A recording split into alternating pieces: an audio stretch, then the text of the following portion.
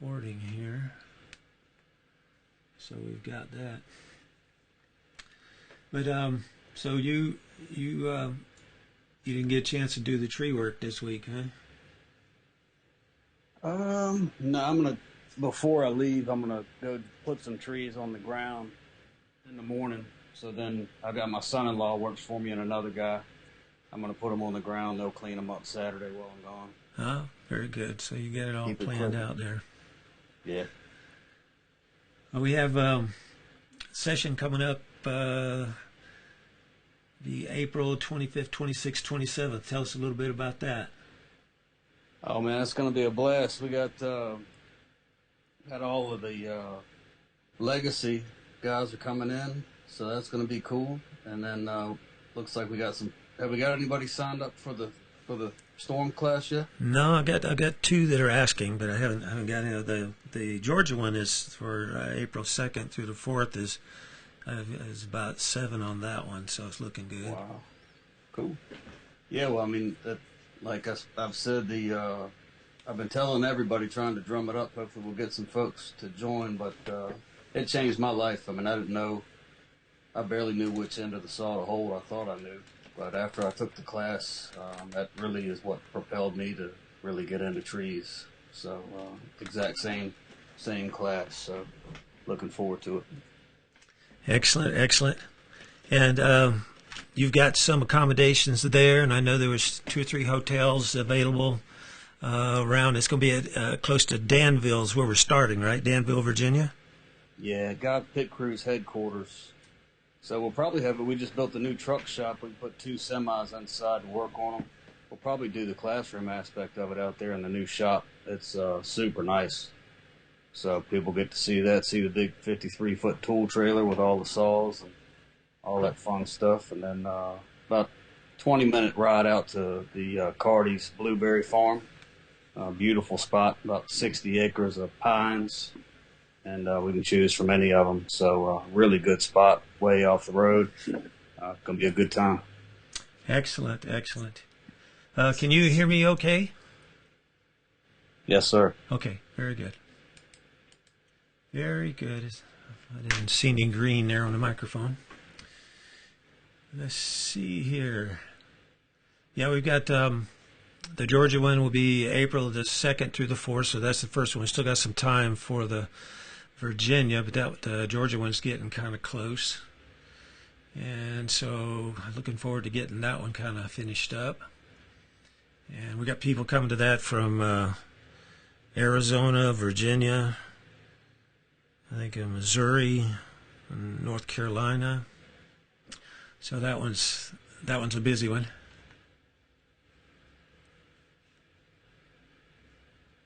That's awesome. Did you do something with Samaritan's Purse this week? Yeah, I had 2 sessions with them.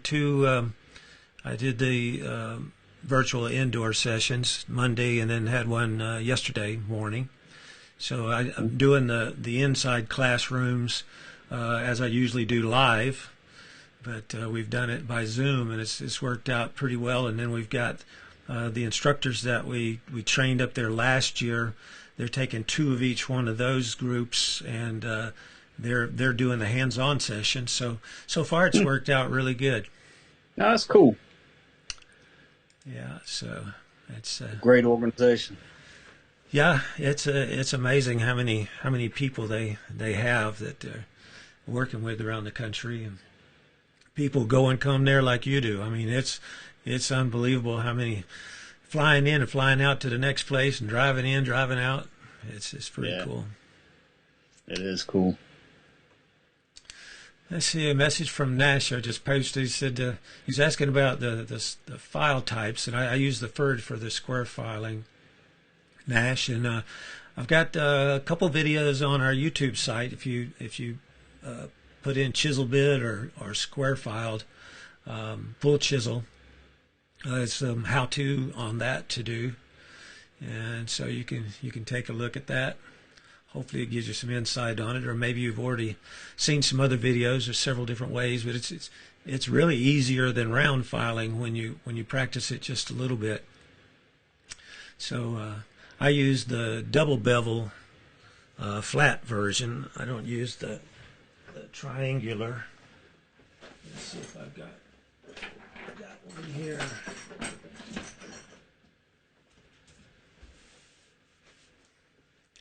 This is the furred double bevel, and so it's I think it's great because you can actually do your your tooth. It'll do the chisel and the side angles and all, but it also makes it where you can use this for your depth gauges, your rakers.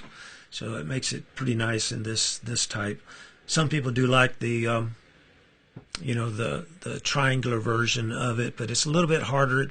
It tends to roll a little bit more, whereas on this one, you can more or less. I've got a little tooth here to show you. If you think about this, you can put the file up there, and so you got 45 here, and then you got 45 here, and turn the file 45. So what you're going to try to do is to put a channel right up to the point underneath that. So that gets your chisel angle. You put a V right up to the point, and then your other 45 sets your angle back. So you got, if you started off here, you come back 45, down 45, turn the file 45, and that'll put it right up there to the point as it's supposed to be. It's easier if you kind of start off learning it, is to get you a square grind chain, and then you can be able to practice it as you go back, but or get you a older chain and convert it over. So it's a little bit easier to do it that way if you've already got the angle set up. But it's just basically 345 positions on the file. Some people file from the inside, the outside to the inside, and for years we've gone from the inside to the outside. I think the files last a little bit longer that way, and you can see the your angle going right up, the V going up to the point. If you don't get that right, it's not going to cut correctly. So you want to think about that. But it's pretty cool to learn. It's much faster, much smoother.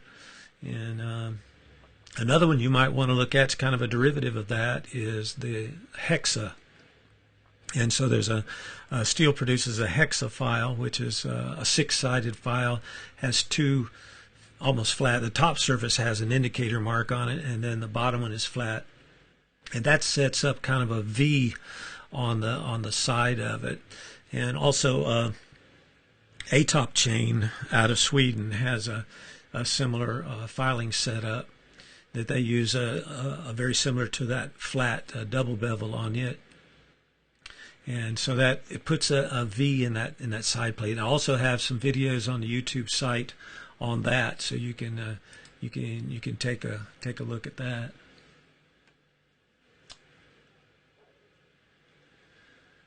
And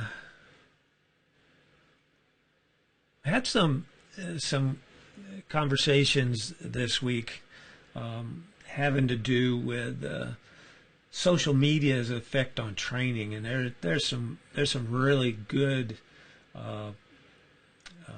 videos out there, and some guys who are excellent cutters, and they have the ability to put the trees about anywhere they want them. Some of it came through from game of logging techniques over the years, and then some of it I guess they've kind of developed on their own.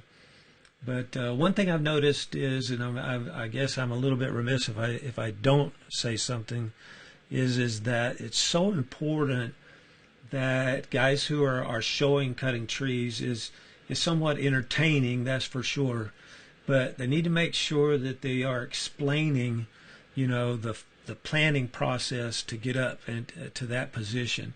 Because what happens if people don't understand the planning process that you have, they don't really understand the leans and the situations of hazards that can end up with struck bys and those kinds of things.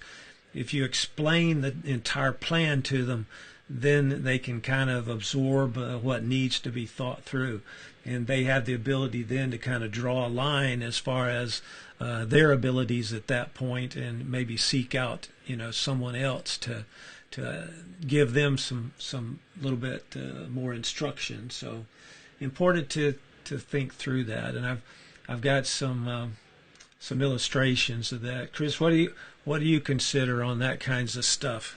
I noticed you had a pretty neat video out this week talking about the face notch, and you explained that, and I think that's the way to do it. I mean, when you put out that planning information, then when you go to the tree, people learn from it. But they can say, boy, they put that tree right where they wanted it to go. But then what happens is they try it and it doesn't work. And sometimes, people get hurt that way also. So it's important that we maintain that planning process as a first step. Yeah, hey, I just took a note. That's something I need to do with our social media. My daughter handles all of that stuff, but we need to focus on that, the plan to get there before you even make that notch. A whole lot of information has to be obtained before you get to that. So, yeah, important. That helps people to understand why you're so amazing with the cuts, And so that's an important thing. When you walk up and somebody just says, "Well, we're going to put this one over there," and that's where we're going to put it. And watch this, and you really don't know why it happens. You watch them go around the tree, but you don't really understand. And most of the time, because they're trying to do it in a short version of video, is the tree hits the ground, and they say, "Wow, that did it." It's right where it's supposed to go, but then they don't show the stump, so you really don't know whether it went where it's supposed to go or not. Right. And so that's a critical thing too, but. It's so important that we have that planning process there. You can tell a lot about a man by his stump. I'll have volunteers say, "Well, this is what happened." The stump tells me the whole story. You don't even have to talk. Everything's right there. Yeah, that's what Soren used to say. That's really the only signature that we have, isn't it? That's what's left out there. That when somebody walks by it 2 or 3 years from now, they say, "Wow, that guy was pretty good. Was cutting that," or "Young lady won." There's some of them I've been watching, on some of the West Coast fallers. Some young ladies that are pretty good with the trees. So it's not just the men nowadays. Yeah, I've noticed with women, we have some women that are that cut with us. The one thing about women is they're really precise, and they don't have all the bad habits that we have.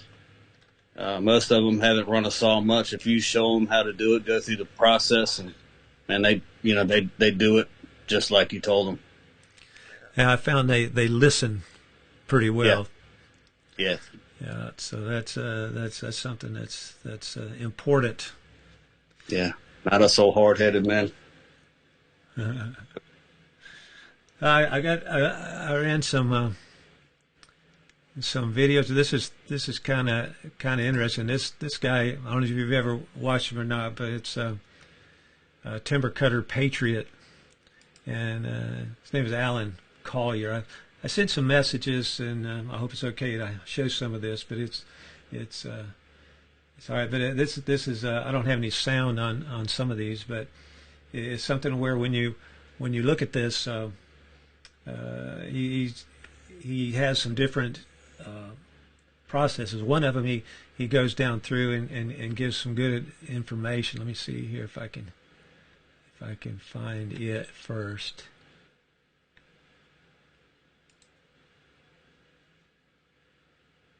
That's a dead one there.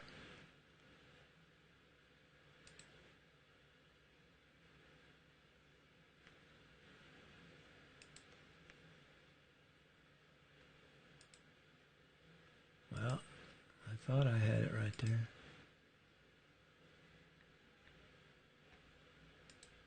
But anyway, it was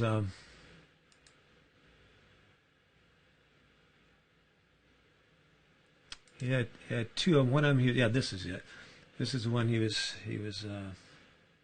talking about, I think. I mean, the biggest thing you got to do is to visualize. Can you hear it, Chris? You got to picture the lean. Which way is the lean? Okay, it's going to lean down there. You know what I mean? I'm going to knock you from there. It ain't going to hurt anything. You know what I mean? So I'm looking. What's it going to do? Is it going to hit something? Will it bring something to come back to me? I don't know. You know what I mean? You got to really look at everything. Then when you get that situation, you know what's going to happen. Okay, so when I trip this loose, which way am I going to go? This way or this way? can't tell you how many times, man, I pick my right to go right, and I'll be back on it. That's where you didn't go left, man, and it would have crushed me. You know what I mean? So really, for planning which way you're going, it's got a lot to do with everything. You know what I mean? I always do leave the strip in the back 98% of the time, due to the fact I can clip it and leave. When I get over there around the tree or back where I want to be, that's when I'm looking up. A lot of you guys don't see it on my video because I'm already off the camera because I don't have the cameraman like today. Green bean, you know what I'm saying? So I'm going to show you how it's done. Here we go.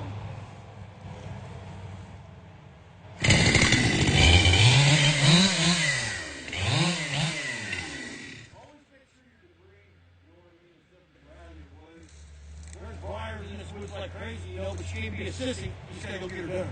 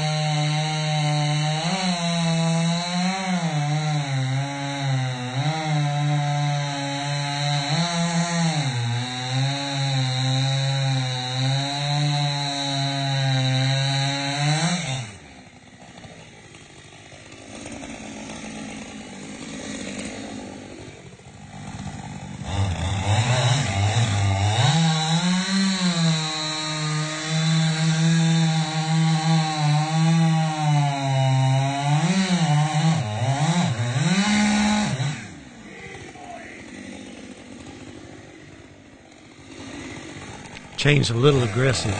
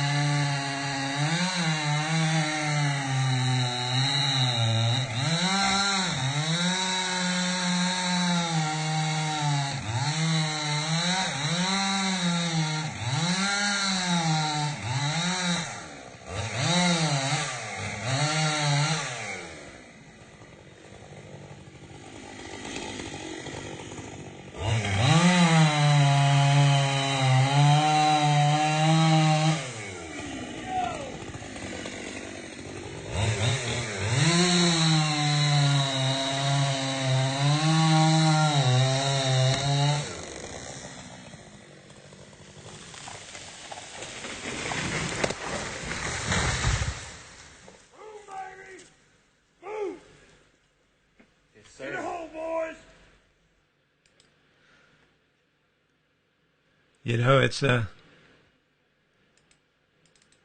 it's quite interesting, you know, to think through. He has a lot of experience, and he started off with you know, kind of a planning process of what he was going to do. It's not true on all of his videos, but it is something where he does have the experience to explain it, and he's a good talker.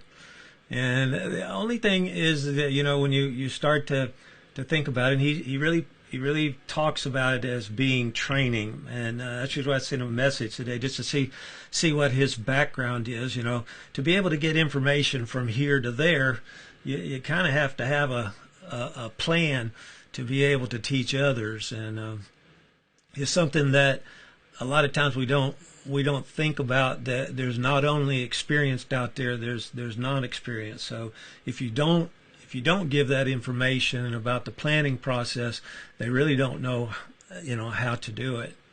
And I think that he's had some experience with game of logging, or someone who has been through it.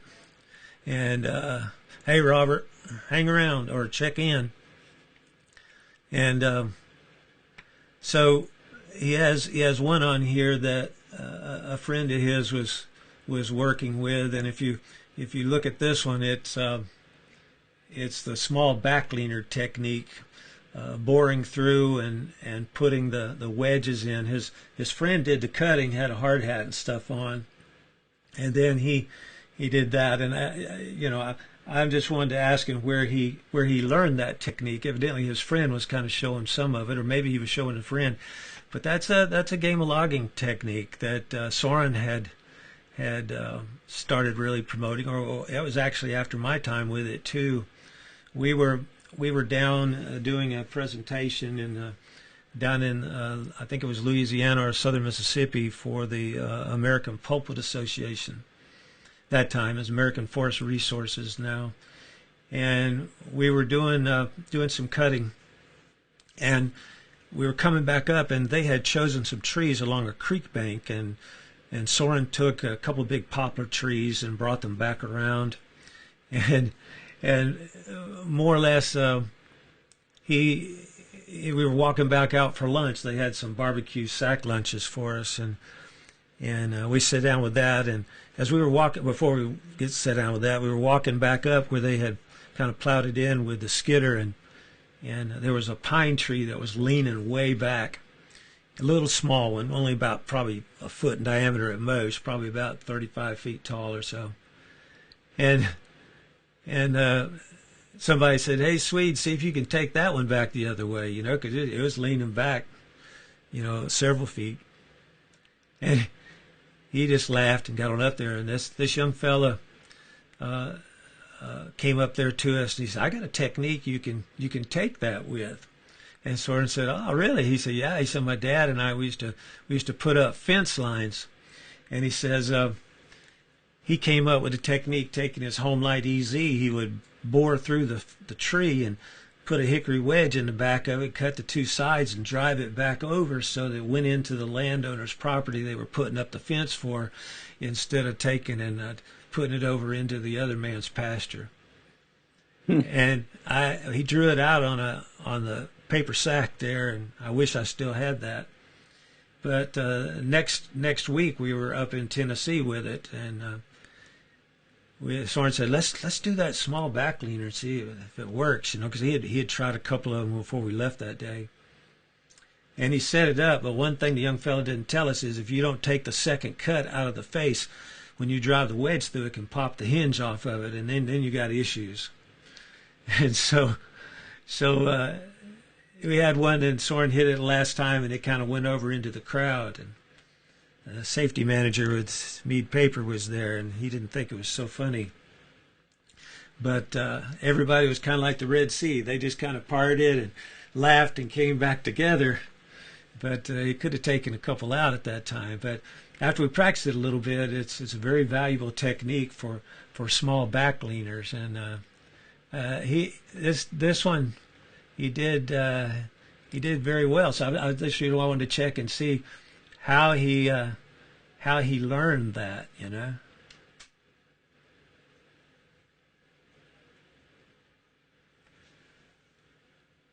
I don't think I've got sound on this, but you can kind of see it. He bored all the way through the face notch, and then he went back and put another slot in the front. This is a friend of his.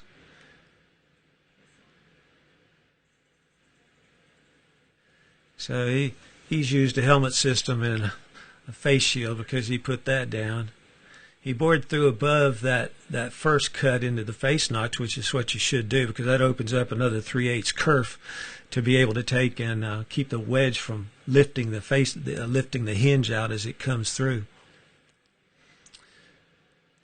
It doesn't sit back because you still have the two sides holding. Now he's got two wedges in there, so he's got 2 inches of lift on it. If you look at this tree, it's very broad canopy, probably 25 feet tall, something like that, maybe 30. And when he cuts the two sides, you can see those 2 wedges lifted over. That's what we call the small back leaner technique. It's not really that effective on a tree bigger than this, but because you can be able to start from the back and place your wedges. But if you have a question, I think I may be wrong. Is that a Bartlett pear? Chris, can you tell? No, I can't tell. It's kind of, you'll see it in a minute when he starts to drive it over. It's kind of a big bushy top. So I think it's a ornamental Bartlett pear out there at the corner of this driveway. But he does an excellent job cutting on it, and then yeah, that's not easy to do.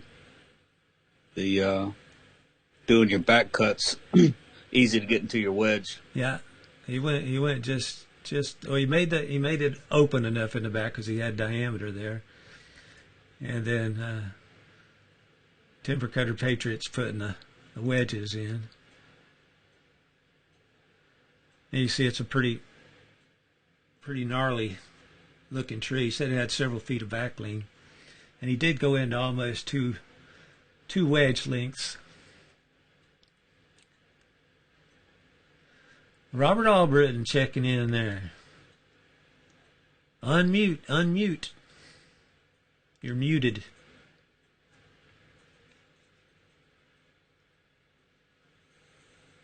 There you go. Say something now. How about that? There you go. Well. Did you see that one? That small back leaner? You've done that a couple times, haven't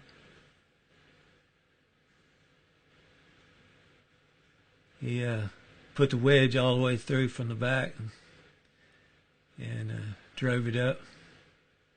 So that's one. It definitely came from Game of Logging. So had some exposure to it at some time, or it could have been from Arbor Master. But he's got one on here that's no face notch that he was kind of copying after some guys in North Carolina. He did pretty good with the tree, but one thing that I found a little bit that, you know, he's such a good cutter, but he's very independent, and I think a godly man. But he's some thoughts here. Love it, but I think you should wear a hard hat, brother. I choose not to. You know why? Because I live in America. And I think it should be your right whether you should do what you think is right for you. Because it's not you out there risking your life without a hard hat. It's me. For a reason. What is that reason? I believe there's blind spots in them. I tried a hard hat for a while. I really did. All different kinds, even this one. That one right there is the most comfortablest one you can get, but I still don't like it. I just don't. I don't like the weight after a while. I don't like it. It's not for me. And in the occupation that I do and that I've done, you have to be comfortable doing what you're doing, because your focus should be on what you're doing so trees don't barber chair on you or land on you or kill you. So I appreciate it, but it's not for me. I don't know how many times I got to repeat this to people, but I love you. God bless you. Boom, baby. Love it, but I think you. And he's pretty adamant about it. Hey, y'all. I love what I do, man. Been doing it for a long time. I just want to tell y'all, if you think a hard hat is going to save you and it makes you a professional, then do it.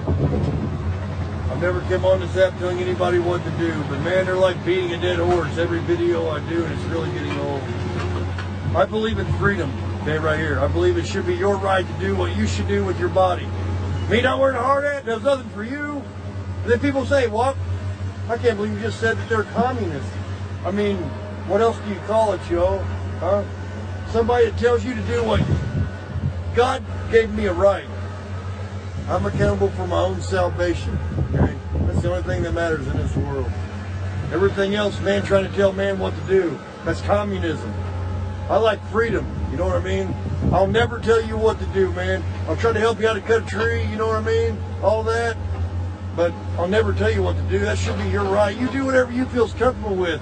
You like the chainsaw you use. You like whatever, man. Whatever keeps you safe and alive, that's what I want you to do.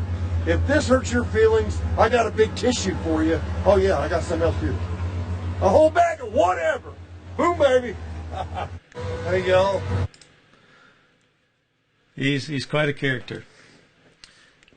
But, you know, when you start to look at it, he's got a lot of experience, and he's got, I don't know, 260, I think, on 60,000 on YouTube followers, and a bunch on Facebook and other, you know, and he's done quite well, probably a lot more than he's ever made logging. But it's something where he's done it for many years, and so you start to think about, to be able to share information. You know, where did he get his training from? Who shared with him? He's got bits and pieces of different programs that are out there, but evidently he hasn't ever been injured in the woods, that's for sure. What do y'all think? I think about with that many followers, and you know, and he's looking for everyone he could probably get, and he's trying to show people what to do and how to do.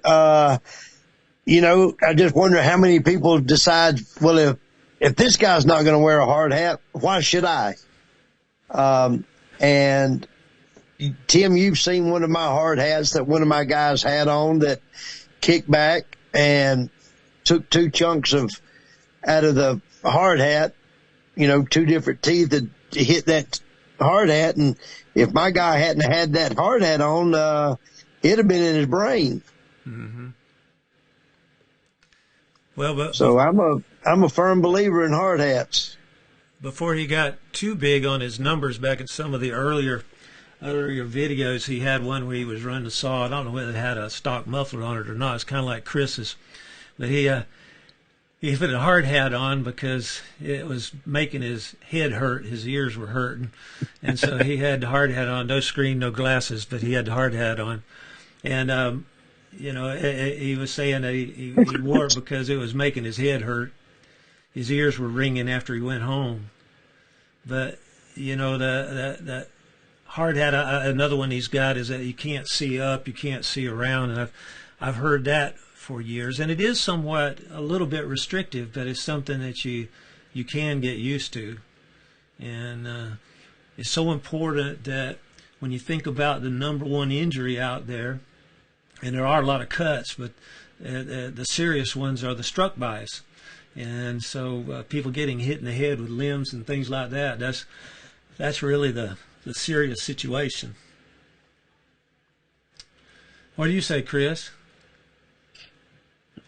I think a lot of people like to see stuff like that. If you look on social media, a lot of people have a lot of followers. They're not doing things safe. I think people like to watch that, but I'm right there with both of you. I had one of my guys, he followed the plan. He did his cut, got 16 feet away. When the tree went down, it hit another tree, and the limb went back and hit his hard hat, knocked two teeth out. And he had a concussion, but he would have been dead right there. And I mean, very skilled with a chainsaw, been running his whole life, followed the plan, did everything right, knew what he was doing, but the hard hat saved his life. So I'm a big proponent. You know, when you work with me or volunteer with me, if you don't wear the hard hat, you don't run a chainsaw, you don't get in the woods. Yeah.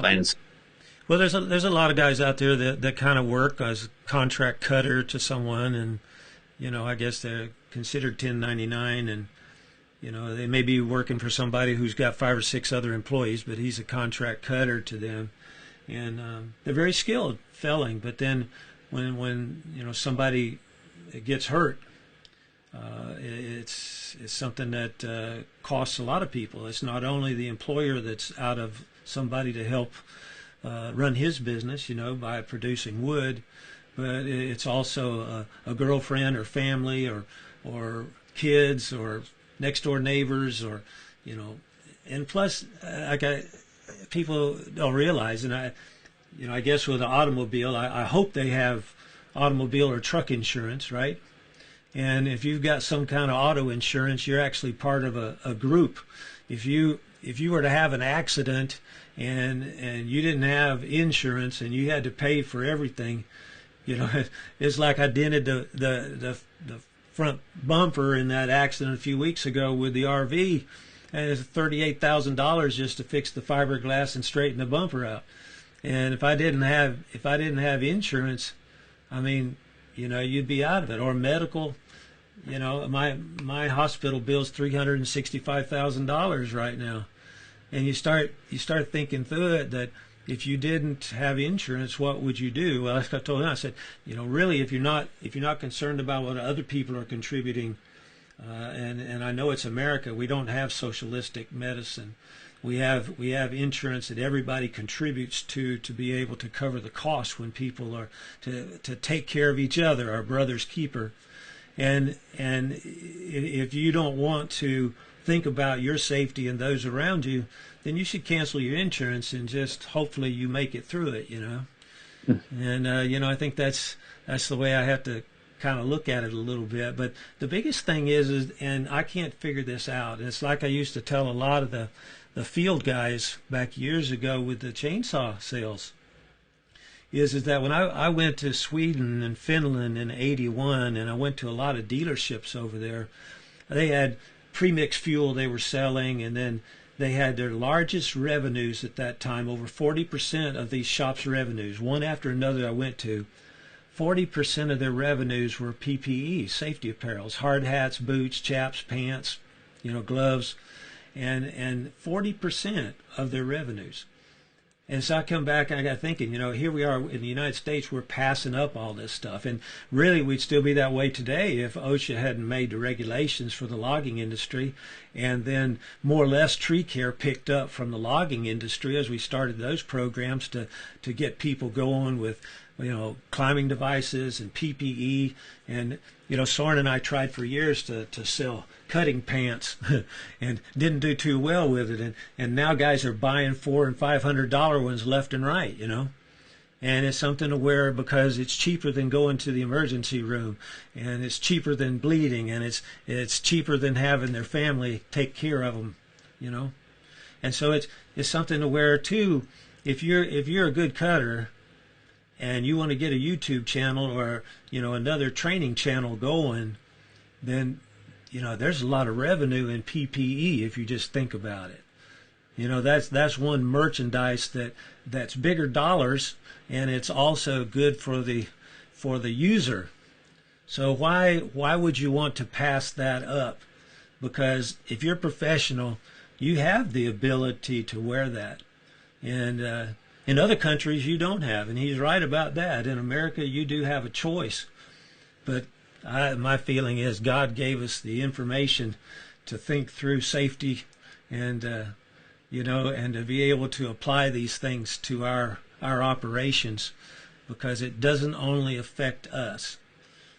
When you run down the road drunk and you run into somebody else's vehicle, it doesn't just affect you. And yeah, you're free to do what you want to do, but that's the same situation there. And when it's something that's known, it's like one guy told me, it'd be great to go to a cabin and every once in a while light up the old kerosene lamp for the weekend, be kind of rustic.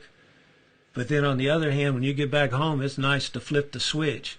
So once you know about that switch and how it can work so easy, it's kind of crazy, to think about. I think I'm just going to change all my stuff over to kerosene, So once you know about PPE and what it can do for you and how it can protect you and the rights of those around you, then it becomes something that you can specialize in, and you can make a lot of revenue off of it. Safety sells. I've said that for years, and the thing is that everybody hasn't heard about it before. And if people go to Game of Logging or Arbormaster or any of the other North American Training, all those, and they see these things, if they make the decision to go with it, all of them come back and say their life is much better. They feel more comfortable, and they're producing more. And that's the thing.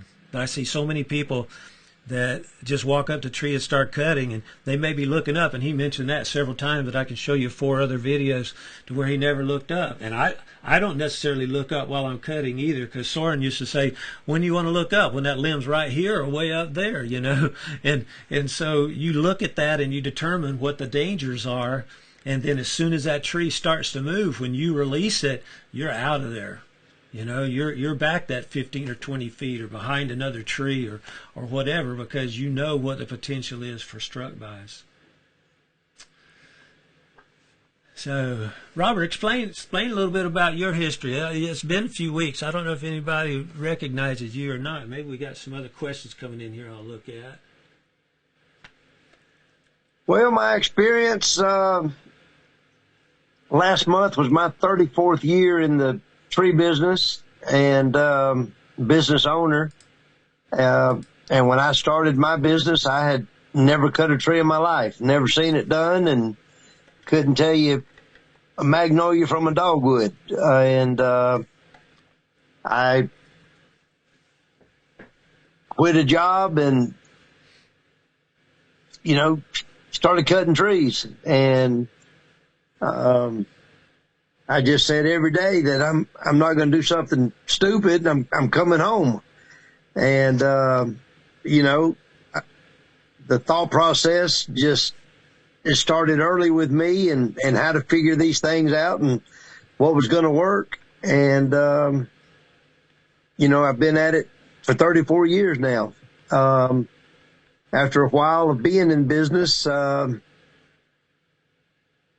got hooked up and went through Arbor Master training back in 97, I think, 96, 97. And that's where I met you. But, before that, I had never worn a hard hat. I've never worn a pair of chaps. And, to go through y'all's program, you had to have it. And I hurried into the store, picked me up a hard hat and some chaps. And since then, it's something that I don't have to be on the job to wear it. If I'm cutting here at home, I'm going to put it on. Whether somebody's watching or not, I do it.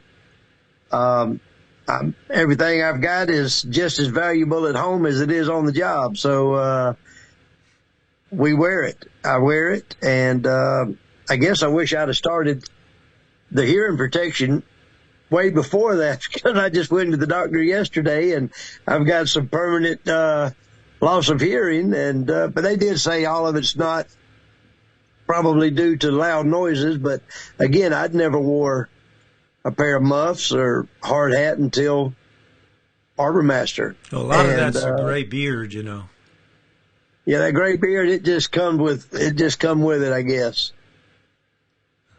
Chris is sporting something too there. Oh yeah, that's wisdom. There you go, sir. Mine is slick now. That radiation, boy, it'll take it away from me. I got just a few little patches of beard, and that's it. Chris, explain again about when you started. You started as a teenager too, didn't you?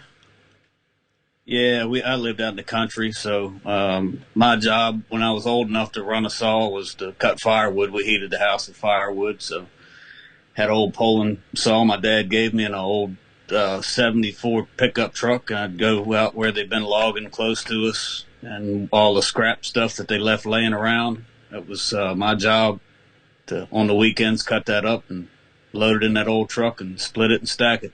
So if I didn't do my job, then everybody was cold in the house. Oh, goodness. Wow. Yep. So y'all heated. Yeah, heated the whole house. That was only source of heat for a long time. But when I moved out, they got central heat and air. That's like a lot of friends I had. Once they moved out, they got a bathroom. They had an outhouse for a long time. But, the tree business has been good to me. For 34 years, I've been blessed. I've been blessed. God's been good to me with it. And, whether it's a job or whether it's whatever, people tell me, oh, Robert, you did a good job. You done this, you done that. I'm going to give God all the credit first, but, he's put me where I'm at.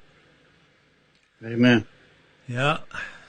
I was telling Samaritan's Purse on that session, we talk about the planning process, and that's important. If you go and look at a verse in Proverbs, it says that you can prepare the horse for battle, but safety is in the Lord.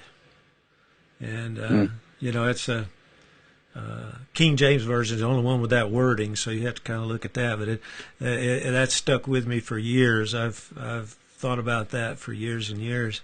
Is that that's true? You can take and prepare, but it comes down to it. You got to walk it. You got to do it, and that's like I was telling him too. It was something you had said the other day. I popped in for a minute, and I think you were talking about having a plan, and I'm almost positive you said hope is not part of your plan. And was it you that said that the other day? Did you say something about not putting hope in your plan? No, I didn't say. I think was that the one Dwayne Newstead? Okay, maybe, but somebody had said, coming up with a plan and, working your plan, but you don't want to put hope in your plan. Mm-hmm. And, hoping that everything just goes right. And, that hearing that the other day, that kind of stuck with me. And I even said something to the guys the other day at work. And, we were going through our walkthrough and everything, coming up with a plan on how we was going to do these things. And we laid out a plan, and I said, you notice I didn't put hope in there, right? And I said, we want it to go right, but we're not just going to rely and hope that something is going to make it just go right, So we come up with a plan, but that stuck with me. Whoever said that the other day. Mm.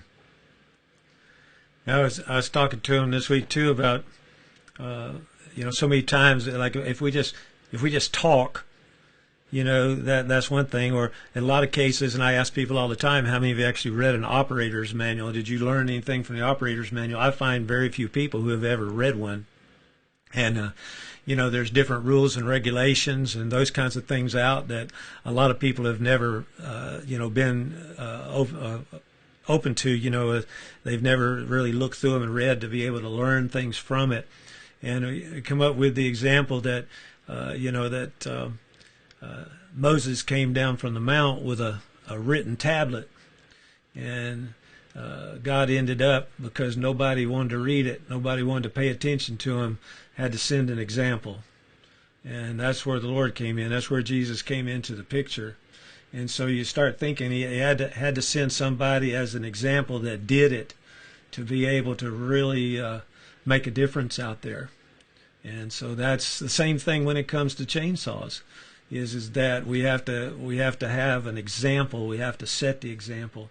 And so many times when people see this or see that, if it's something that kind of goes against the common knowledge that's out there of flipping that light switch or putting on a pair of chaps or having a hard hat on, then people look at it, and it's great entertainment. It's kind of fun to watch. And it's also like when we started the competitions around the country, we added a skidder to it, and pulls. The guys would go out and they would do the felling stuff, and then we had a skidder competition that was added into it. So they'd go out and choker these logs and pull them back up, and it didn't draw very good crowds, I mean, it may have after a while, but it didn't draw very many crowds. And a couple of guys said, what you need to do is you need to have two skidders there pulling and tie them together and see who can pull the most. And then after that then we figured out if we turn them around head to head and run them into each other, then we'd get a crowd. So everybody wants to see somebody get hurt. And that's what they're waiting for when they watch a lot of videos out there, is what's going to go wrong. Is he going to hit that house? Is he going to hit somebody? Is something going to go wrong? And we learn from those things. That's like Soren always used to say, experience is a great teacher, there's no doubt. But you got to remember there's two different kinds. There's good ones and bad ones. You want to learn the good ones on your own, the bad ones from somebody else. And the key there, though, when it comes to tree care and logging, and really firewood, is that the injuries usually happen in the first 6 weeks to 6 months on the job, and then for some reason after the age 55. It's been that way for years. Why do you think that is? First of all, we're learning by the seat of our pants, and if we make it through that, for some reason we get complacent after we turn 55, and then all of a sudden we get hurt, or we break a leg, or we get arthritis, or we do this, that, and another, and we can't be as productive and safe as we used to be.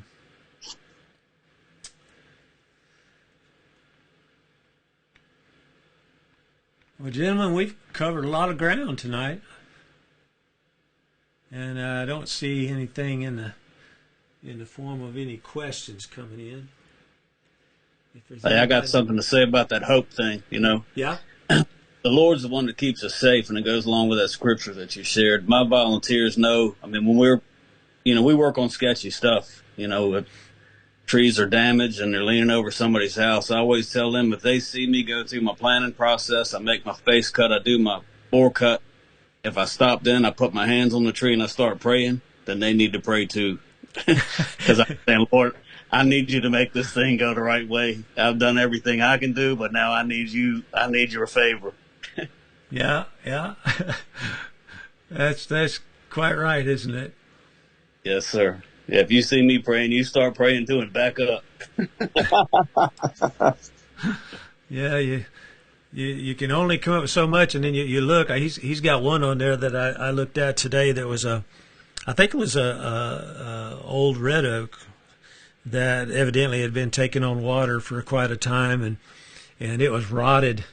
And he did a good job getting it down and getting out of there, but he noticed real quick, that it was because of his experience that it was rotted and dusty.